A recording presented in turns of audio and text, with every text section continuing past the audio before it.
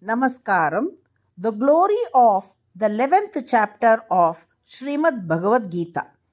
The story of the man-eating monster. On the sacred banks of Pranita river stood the flourishing town of Megankara, renowned for the ancient temple of Lord Jagadishwara, who was worshipped there holding a divine bow. The town was sanctified by the Lord's presence. In Megankara lived a pure Brahmana named Sunanda, a lifelong brahmachari. Every day seated before Lord Jagadishwara, he recited the 11th chapter of Srimad Bhagavad Gita, meditating upon the Lord's universal form, the Vishwarupa.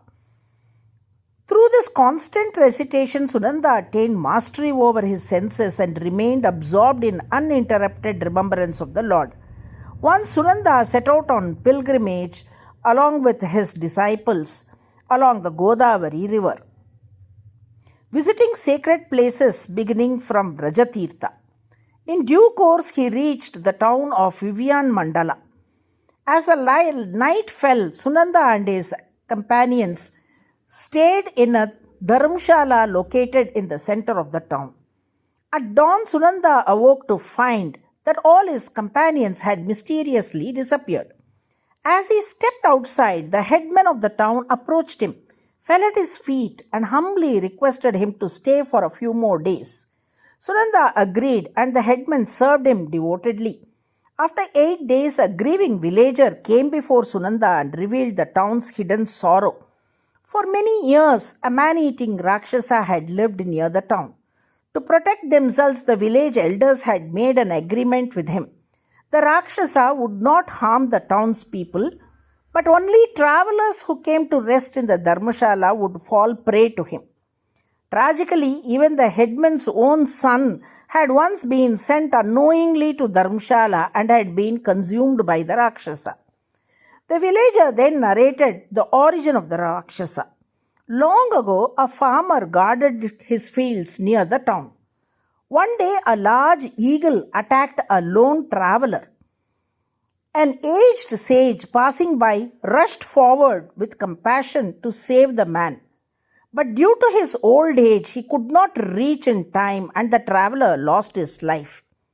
Nearby, the farmer stood watching and rendered no help. Deeply distressed by this lack of compassion, the sage cursed the farmer to become a man-eating Rakshasa.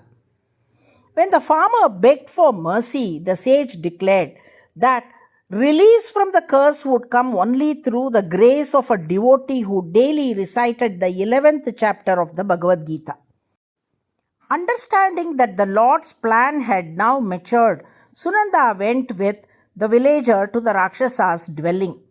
With full devotion, Sunanda recited the 11th chapter of the Bhagavad Gita, meditating on the universal form and sprinkled sanctified water. Immediately, the Rakshasa was transformed into a radiant four-armed divine form resembling Lord Vishnu. At the same time, all those who had fallen prey to him also appeared in similar divine form. The celestial flower-decked airplane descended and carried them all to the Vaikunta. When the village headman asked who among them was his son, the liberated soul smiled and identified himself.